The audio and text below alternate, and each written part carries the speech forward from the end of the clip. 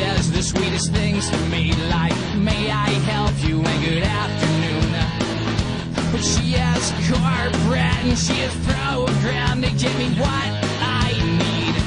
I like to entertain the thoughts that this is how she'd be if she was with me.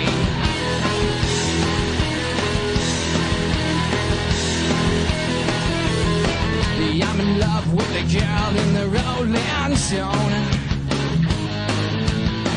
I read her interview and she sounds perfect if it's all the truth. But how am I gonna get to her without stalking her and looking like I'm not right in the head? I'm